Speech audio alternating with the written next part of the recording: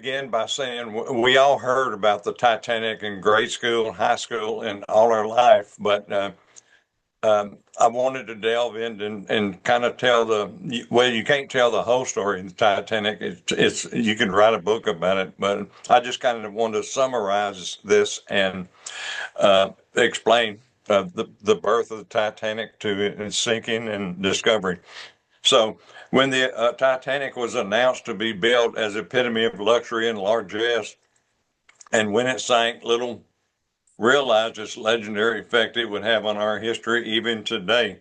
I just watched the movie Titanic last night, and there were a lot of things in the movie that you'll see here. And the Titanic has made it into our English lexicon. For example, it was a Titanic project. It was a Titanic victory. It was a Titanic effort. And so this is a picture of the Titanic leaving on its maiden voyage.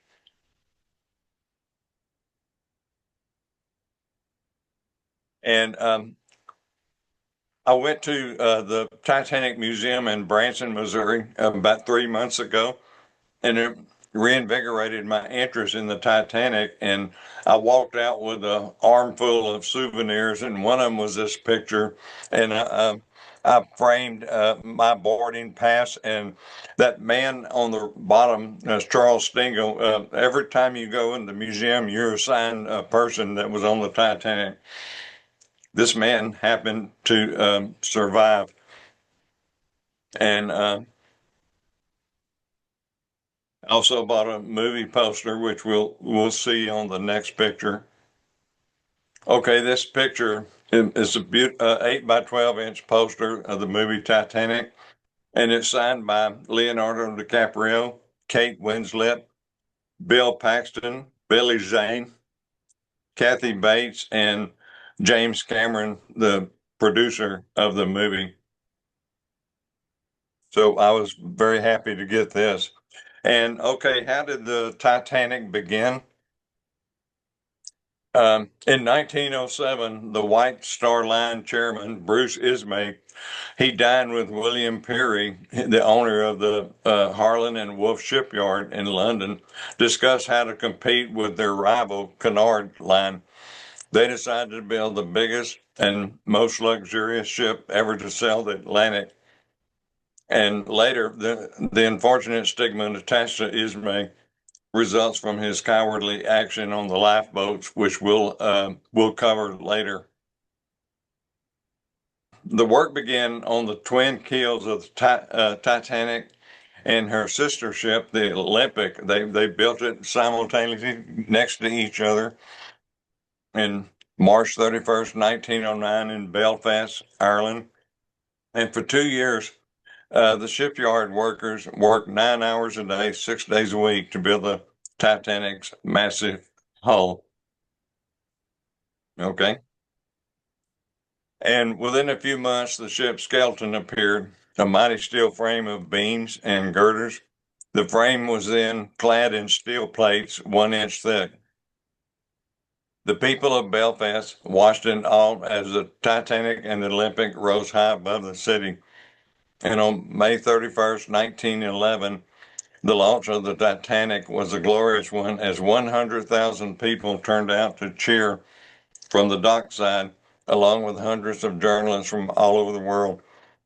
Flags were hung along the ship, spelling success, as the ship slid into the water with a great cheer. Men threw their hats into the air while women and children waved their handkerchiefs in excitement. And in the movie last night, they showed this. They showed all the people on the dockside watching the Titanic leave. And after the launch, it took another year for an army of designers and craftsmen to create the Titanic's sumptuous cabins and rooms. By April 1st, 1912, the ship was finished. It was time for the sea trials, and she passed all her tests with flying colors. And on April 2nd, 1912, the Titanic left for Southampton, England. After leaving Southampton, England, the Titanic stopped in Cherbourg, France, to pick up more passengers. Then the Titanic sailed to Queenstown, Ireland, on April 11th, 1912, and picked up another 123 passengers. The total aboard was 2,208 passengers and crew as she set sail for New York. And you can see the tugboat um, helping the Titanic get underway. The Titanic was 882 feet long and cost 1,500,000 British pounds. It was 17,000 men worked on building it for 3 years. More than 3 million rivets were used to hold the steel plates together. There were more than 250 accidents, resulting in 8 deaths. The Titanic could carry 3,547 passengers and crew. And this next sentence was in the movie last night. It said it was the largest man-made object ever built and by humankind, and the rudder alone weighed 113 pounds. And what I enjoyed about the movie last night, I didn't take any notes from the movie before, but as I watched the movie last night, it reiterates several things in this podcast, and I'll point them out as we get there. This photo is the last known picture of the RMS Titanic on the surface of the ocean. It was taken during her maiden voyage at Crosshaven, Ireland, just after leaving Queenstown, Ireland. The photo was taken by Irish Jesuit priest Francis Brown. 3 days later, 1,514 people would be dead after the sinking.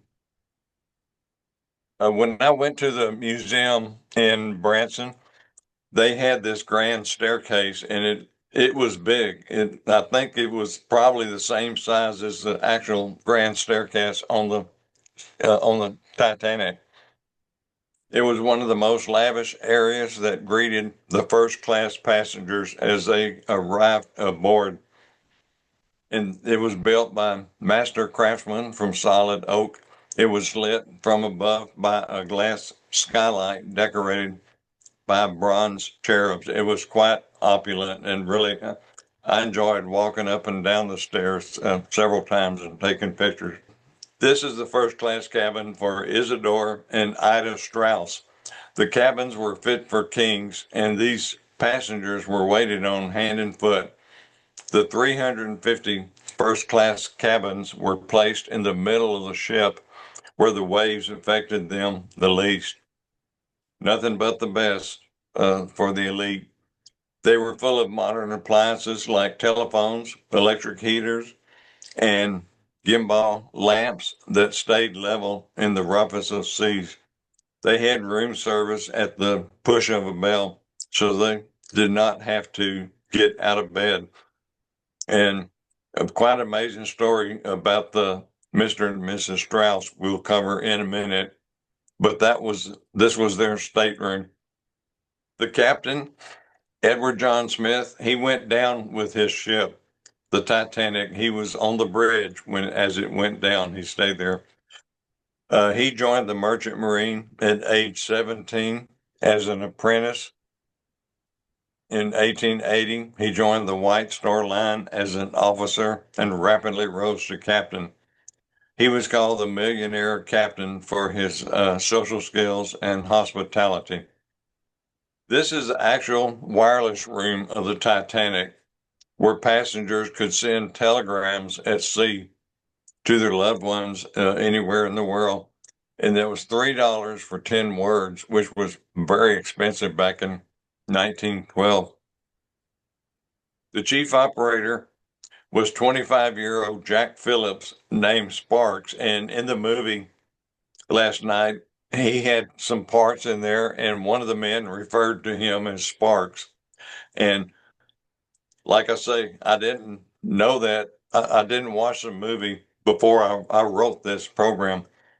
but it was fun to see them mention his nickname Sparks. And as I had this here without knowing or watching the movie, he could send up to 39 words a minute using Morse code, and most others average just 25 words a minute. More about his role of the sinking Titanic later. He was a young man, only 25 years old. This is John Jacob Astor IV and his second wife, Madeline.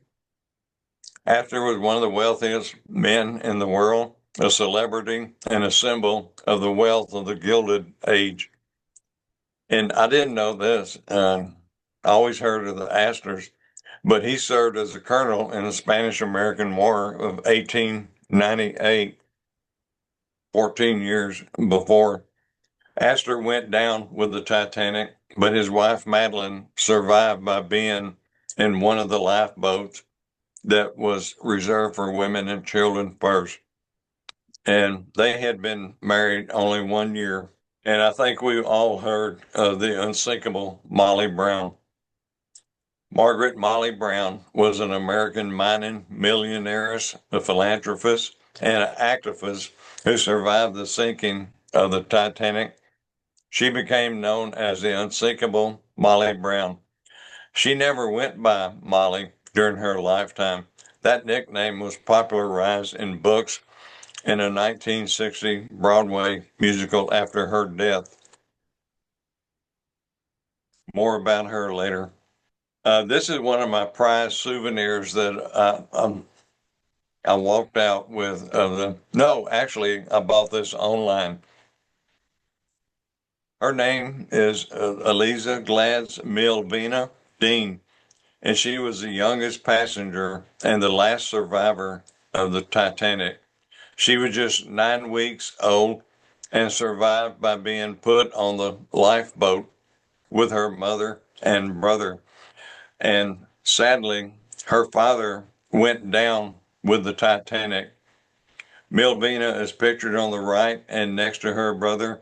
And Marianne, I looked at some of the graves that you visited in Halifax, Nova Scotia, and there is a Mr. Dean, and that was probably her father.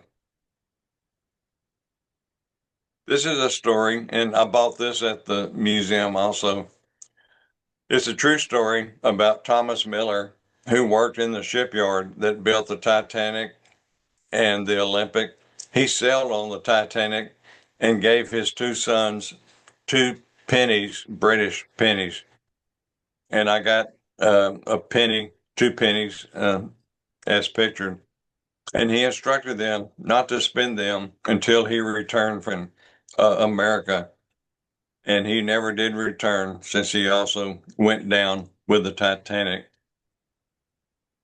The 2 pennies was written by Susie Miller, the great granddaughter of Thomas Miller.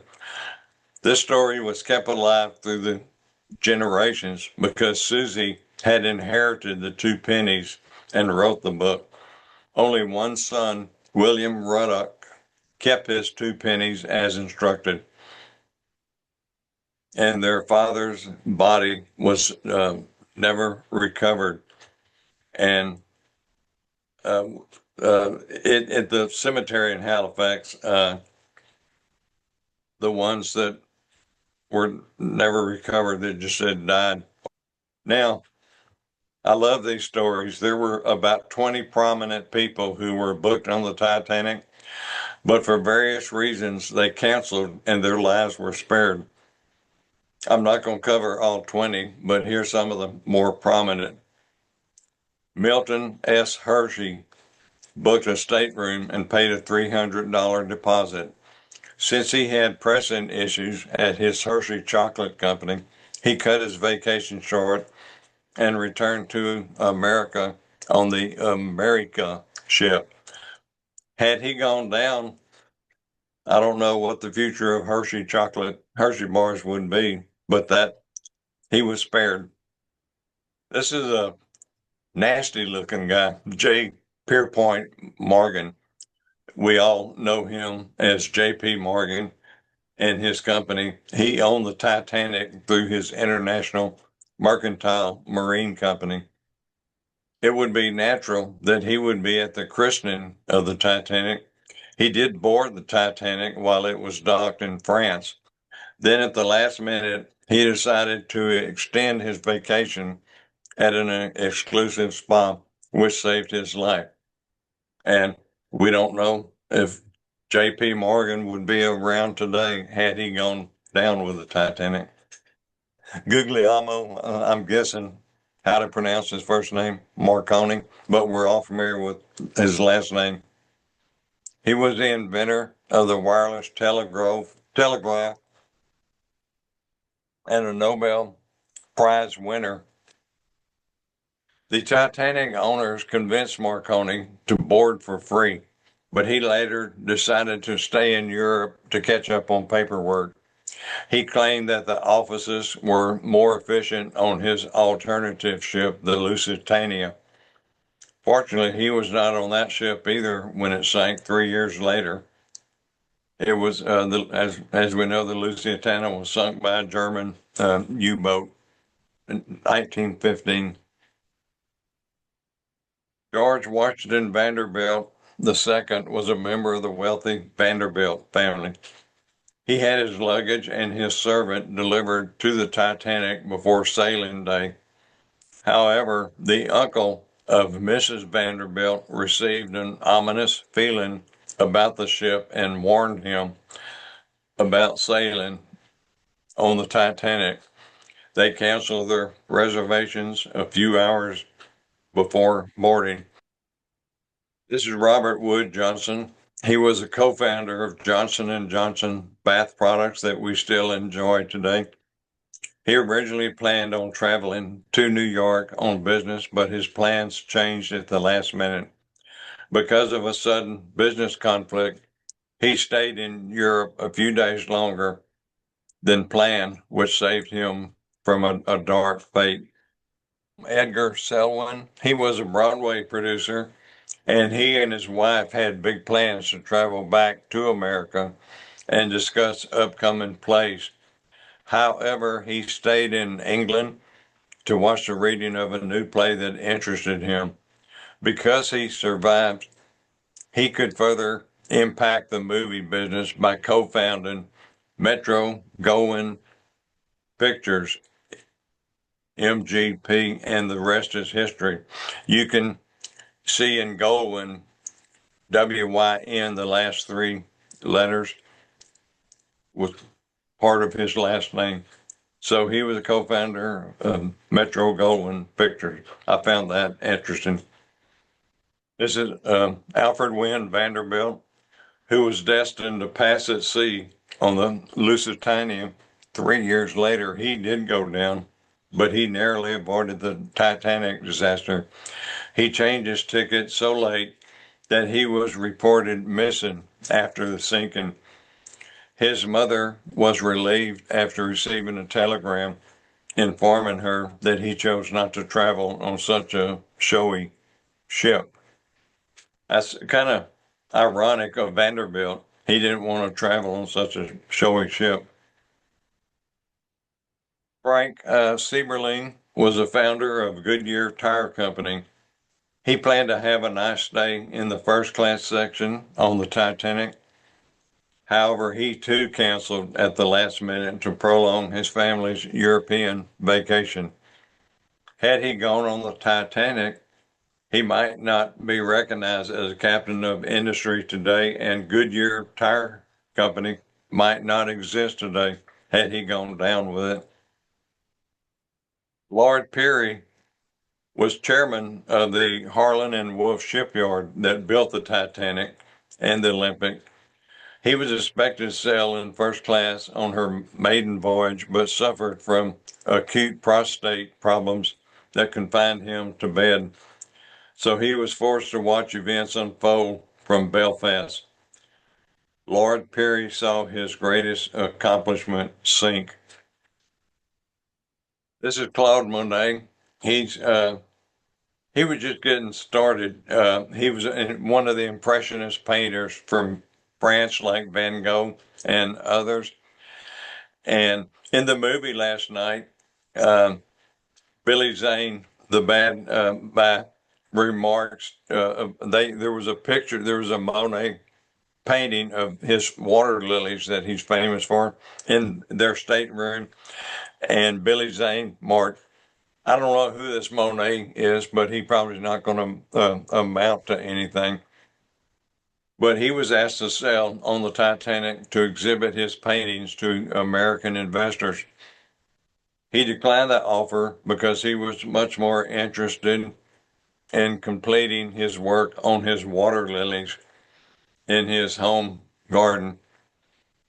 Monet spent the night of April 14th, right before it sank, painting in Giverny while the unsinkable Titanic slipped beneath the waves. I'm sure most of you that are familiar with Monet about his water lilies paintings and the color that he used. Monet has a special significance to me because my wife and I visited his Monet gardens in Giverny, France, his house. And this is, my wife originally took this picture, and I'm on the Japanese green bridge looking at all the water lilies and the pond.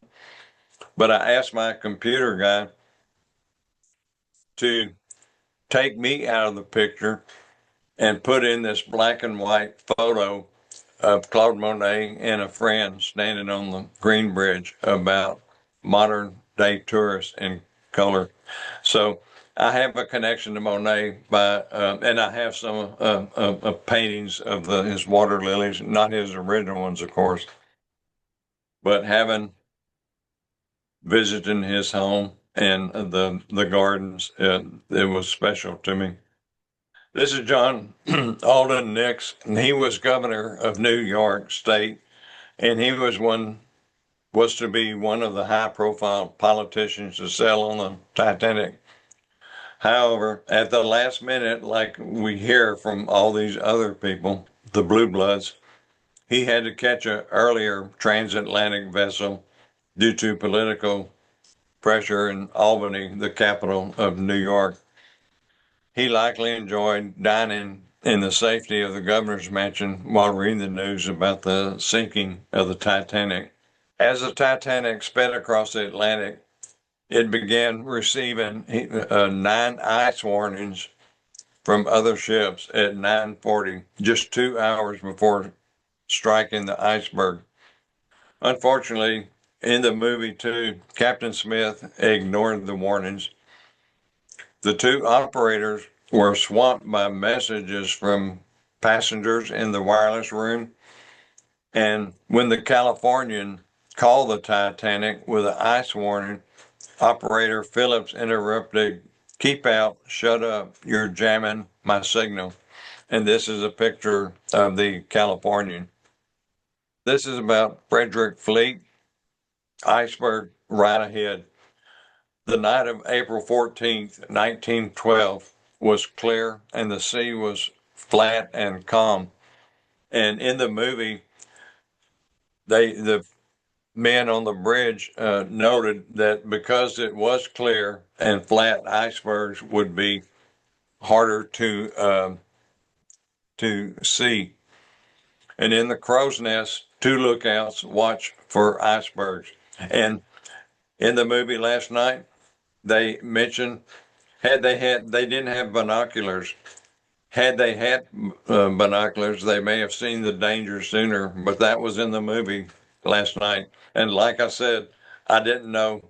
I didn't watch the movie before I wrote this. And despite the ice warnings, the Titanic carried on full speed. When lookout Frederick Fleet, as pictured here, he spied an iceberg at about 11:40 p.m. There was no time to turn the giant ship in time. Fleet hit the warning bell and telephoned the bridge, and that was depicted in the movie last night as they were furiously trying to turn the Titanic to the left to avoid the iceberg. And he drew that. That's a painting on the back, left where he hitting the iceberg. This is a picture, a picture of the Titanic. That's a model ship. Anyway, it's depicting the Titanic going through the ice fields and navigating around icebergs, but they couldn't avoid the other iceberg. William Murdoch was the first officer in charge of the bridge. He gave the order to reverse the engines, and they showed that in the movie last night, and to steer the ship to port side. He also closed the watertight doors deep down below the hull. He saved the ship from a head-on collision with the iceberg, but danger lurked below. And all this was shown in the movie last night as they were panicking to avoid hitting the iceberg.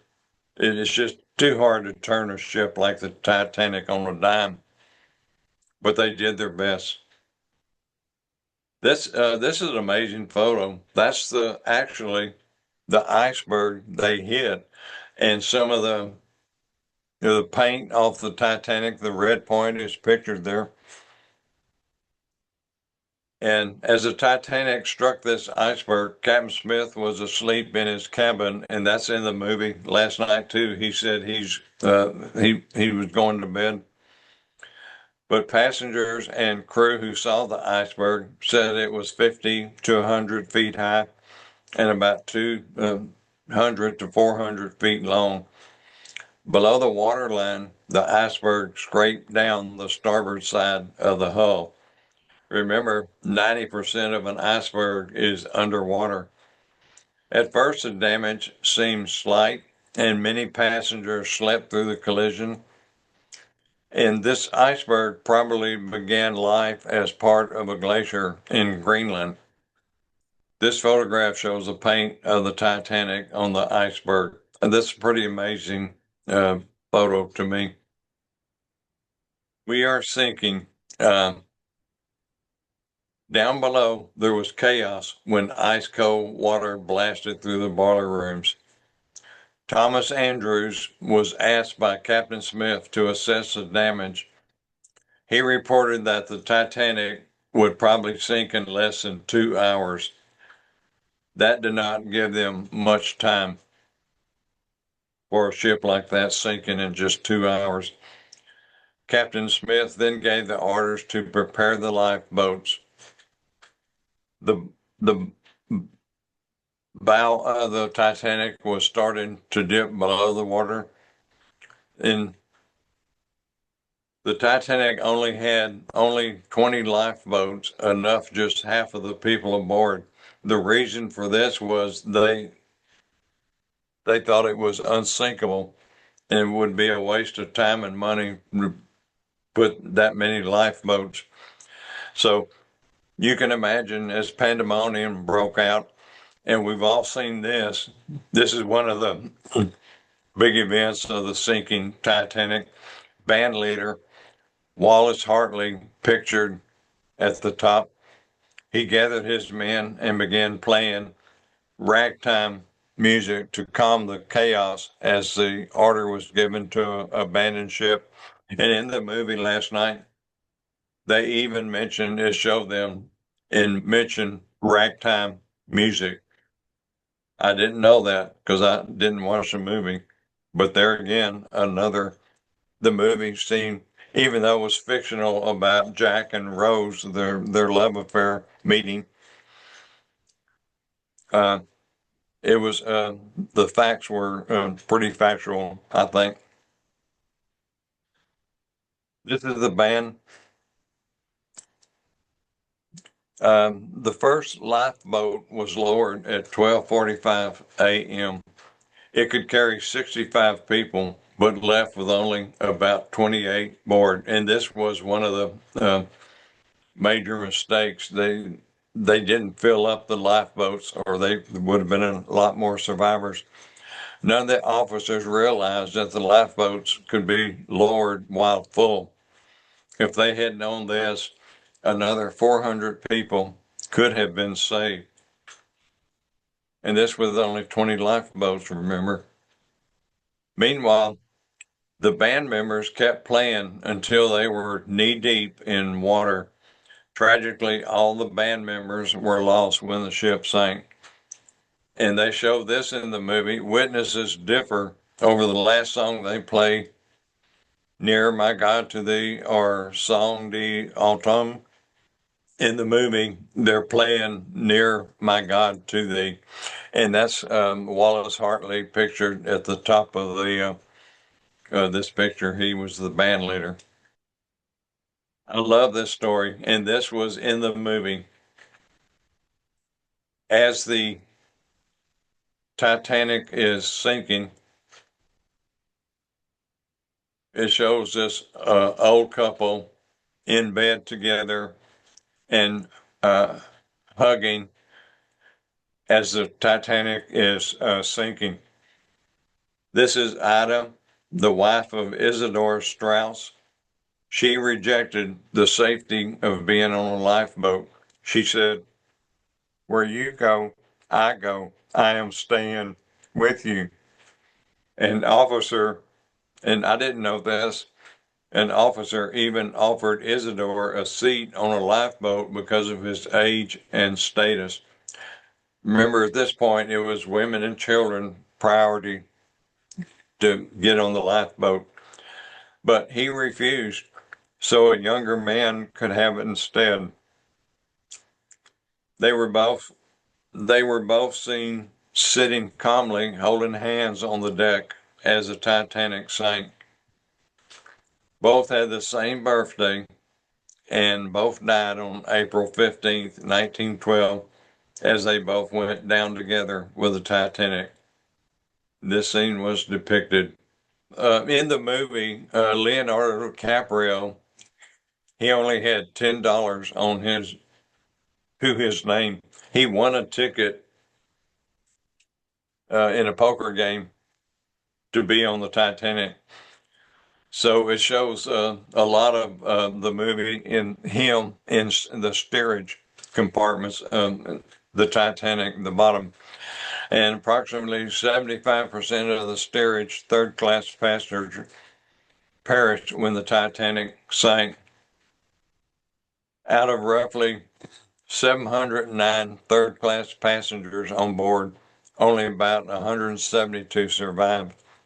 The lower survival rate was caused by a combination of physical isolation, language barriers, delayed warnings, and the ship's layout. In the Titanic film, it showed that iron gates were deliberately locked, trapping third class passengers below.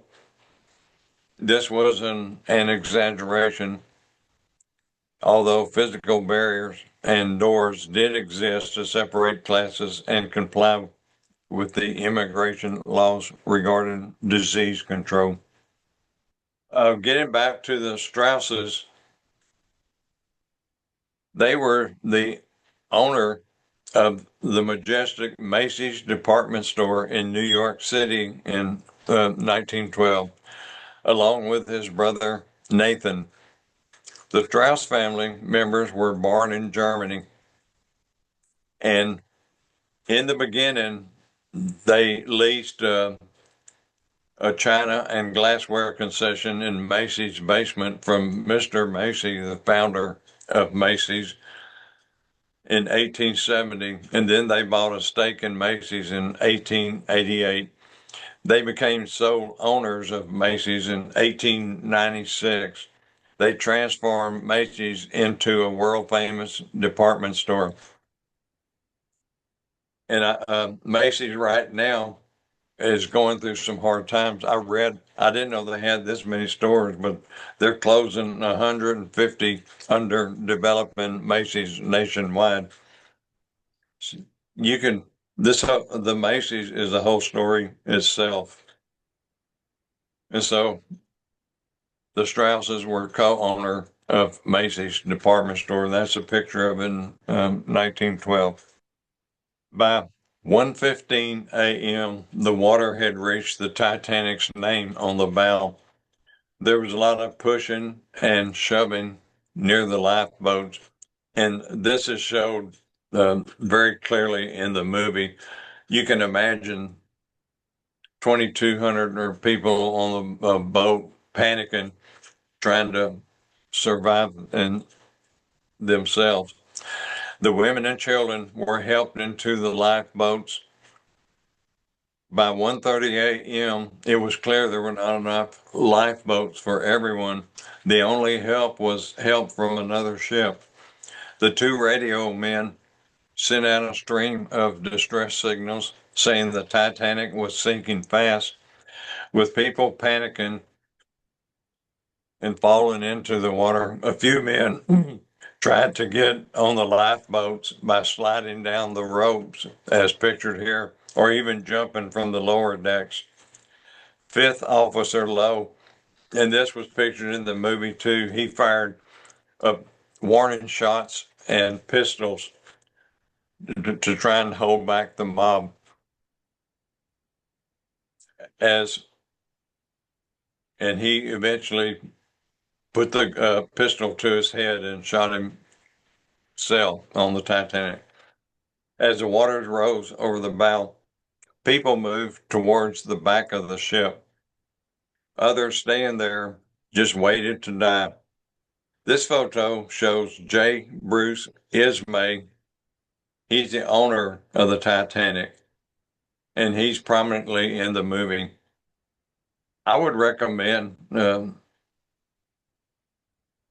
watch the movie Titanic. It was really a good movie, but it shows him getting into a lifeboat meant for women and children, and it was only half full.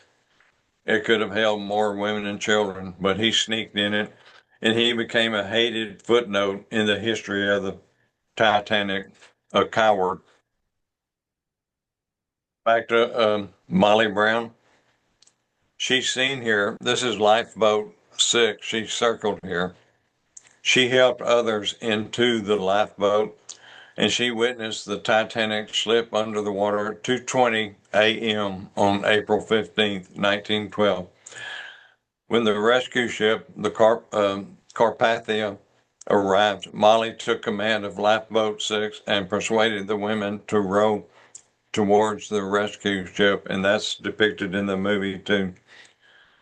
She later urged her lifeboat to return for survivors, which the man, the officer in that lifeboat, refused, and she helped raise 10,000 for destitute passengers.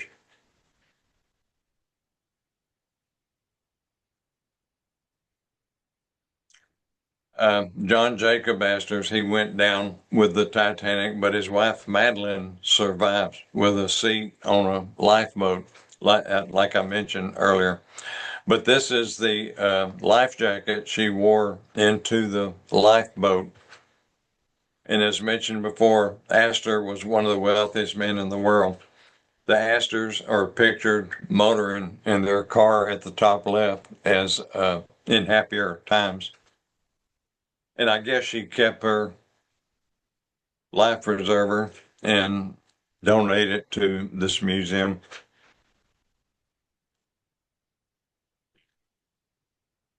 I've got this picture, and I've got it framed. It's must in a like a 3 foot by 4 foot thing. You can imagine it's I wrote Titanic sinks at 2:20 a.m. on April 15th, 1912, and it shows the people in the lifeboats. And as the Titanic was sinking, men were falling off and jumping off into the water. But imagine this sight: the people in the lifeboats and those in the freezing water witnessed as the Titanic sank at 2:20 a.m. With the bow sinking under the waterline. The stern was protruding in the air, making the massive propellers and rudder visible in the air before sinking and sending a mass of passengers tumbling into the icy waters. In the movie, it shows as it tilted downward like this, people were just sliding on the impacts, natural gravity, and into the water. And the people in the lifeboats could hear the terrible cries of people in the water. What a sight this must have been to those in the water and the lifeboats. A ship as big as a Titanic getting ready to disappear. The unsinkable Titanic. But these poor souls, they were treading water in this 28-degree water. They could only live about 20 minutes before dying from hypothermia. In the Titanic Museum in Branson, Missouri, they had this bowl of water cooled at 28 degrees for us so we could feel what the people felt who were left in the water. There was also an iceberg display. And in the previous picture, I forgot to mention, they could hear all the people in the water screaming. But after 20 minutes, it went silent and they all just died. They died from the freezing water. This is, I need to research this and correct this. Witnesses in the lifeboats and in the water said that when the Titanic sank out of view, it was in one piece. But after doing research, it probably cracked in half before it went below the water. But as it went underwater, the bow and the stern separated as pictured. But what I'm finding now, it cracked into while it was still above water as the bow was underwater and the stern was lifted up in the air. The pressure of it, it just cracked into. But I'll have to research that and change this picture probably. But there were also witnesses that, yeah, like I said, they said it was in one piece. So there's conflicting witnesses what they saw. This is another souvenir I bought from Slovakia. It shows the Titanic, what it looks like now when it was discovered. 12,000. The bow and stern took only 5 to 6 minutes to rest on the ocean floor, 12,500 feet deep. The bow and the stern were about 2,000 feet apart from each other. Here are the bows pictured on the ocean floor, and this is the souvenir I have. It's a cast of the Titanic, what it looks like now when it was discovered.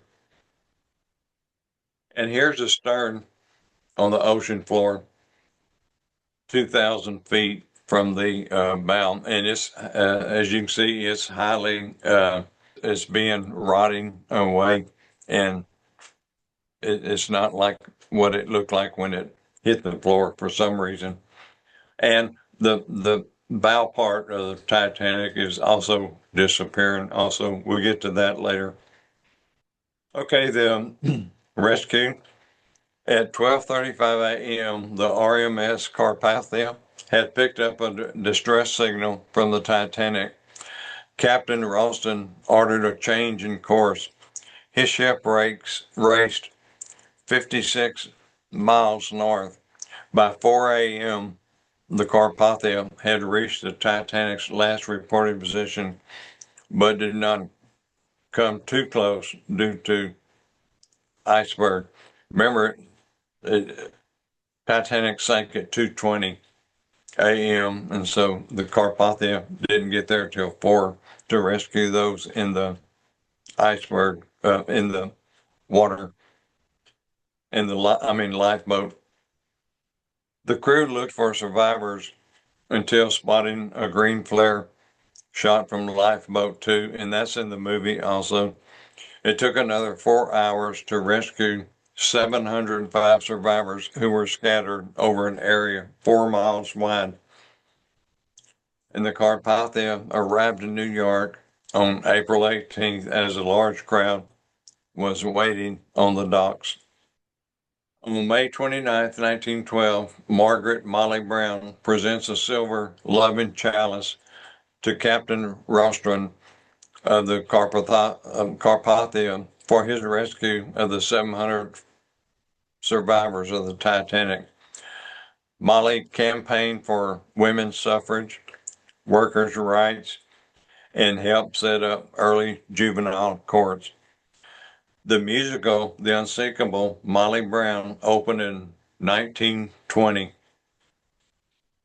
just 5 or 6 years after the Titanic. The press already knew the shocking scale of the Titanic disaster, but not the details. Haunted by what they had seen, many survivors refused to talk. However, the news dominated the world's newspaper for days after. I bet it was more than days after. We're still talking about it.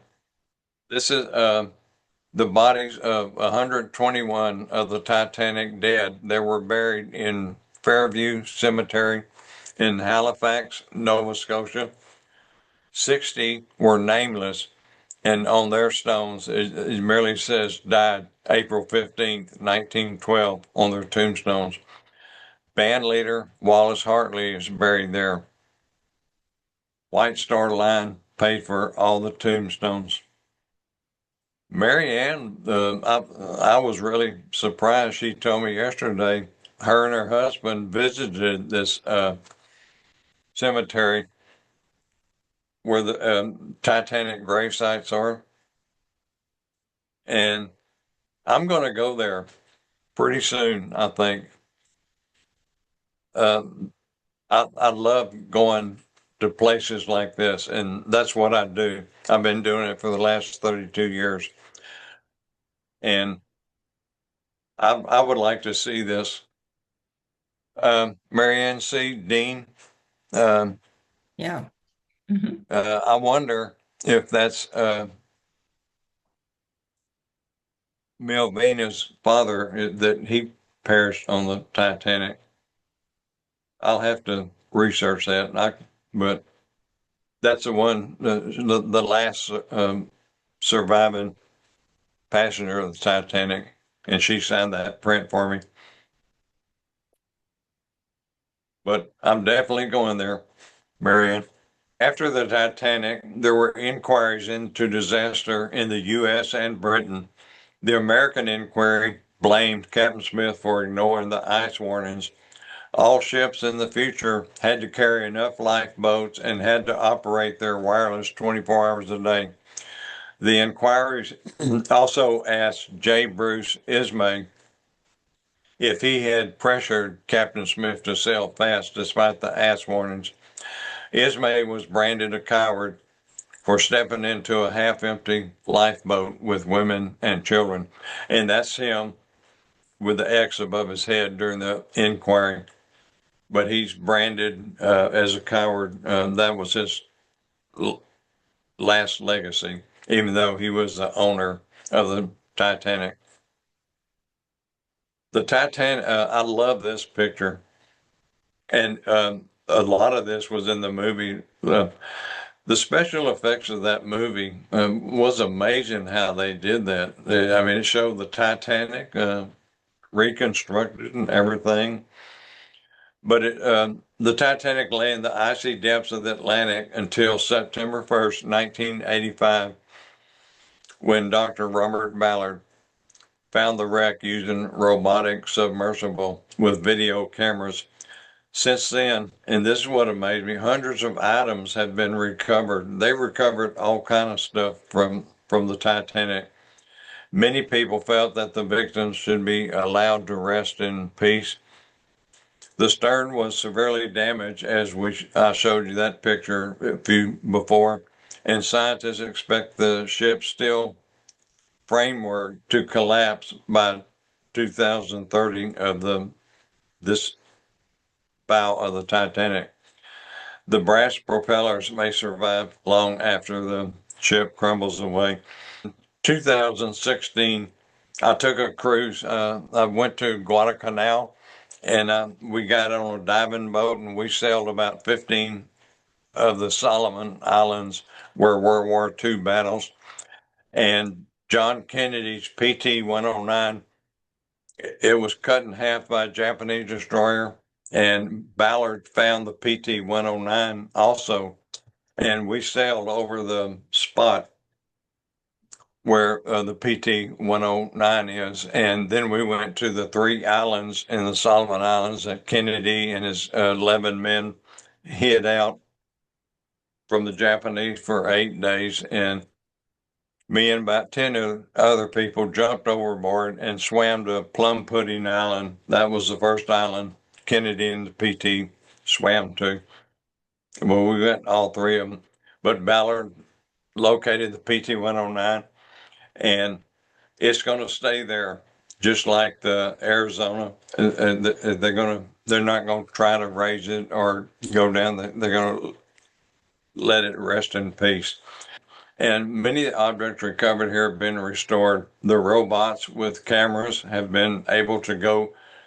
In the movie, it shows how these robots can go into the rooms of the Titanic, and they picked up lockets and watches. They have a watch, and it stopped at the exact time the Titanic sank. And this bell's been restored, and also I had a picture of a black purser's bag, but it's amazed after all these years they could find things like this. This is what the museum in Branson looks like. It's a great museum, and just a few months ago I visited, and I became fascinated again about the saga of the Titanic. I bought many souvenirs and began researching the story of the Titanic. Most of the programs that I do, I've been going to Europe and the Pacific and 2 trips to Cuba over the last 32 years. And I only do programs places I've been and photographed, but I have no connection to the Titanic. I just found it interesting, and I hope to take this program here and start going to schools and teaching the young people about the history of the Titanic. This is some of replica of the China. This is what it looked like on the Titanic, and I bought this teapot and a plate. That's a couple of souvenirs. This is the last survivor of the Titanic, and it's signed. She's signing that print, and I have one of those prints framed that she signed. This is Melvina Dean, and she was just 9 weeks old and put on a lifeboat while the Titanic was sinking. She passed away in 2009 at age 97. Amazing story. This is the wooden ship model of the Titanic. That I had that on my dining room table there, along with the other souvenirs. And I got a solid crystal model of the Titanic, very heavy crystal. Uh, you can see a little bit on the right side in the middle. That's the stern of the crystal. After I left the gift shop, I bought so much and so many things, and they were amazed that my daughter says, at my age, she said, "Dad, we're going to take, and not the car away from you, we're going to take your credit card and your checkbook away from you." Anyway, these 2 ladies in the gift shop, they posed with me in the grand staircase, and that's the grand staircase replica in the museum. But I tried to summarize it from the building of it, how it evolved as an idea, and it sank and being found in 1985 after all those years. And some of the people that went down, some that survived, and those 20 people that canceled their reservation at the last minute and lived. It's just it's such a grand ship, and it's been with in our history ever since 1912. Yeah, and it's still making movies about it, and we just talk about it. But I bet 99% of the people don't know the details, and I didn't either until I began researching, and it was so fun to working on this project. And I thank you, Marianne, for allowing me to show it to whoever. I really enjoyed it and learned a lot. And I am going to go to Halifax, Nova Scotia, and go to Okay. that cemetery. Oh, great. 121 people.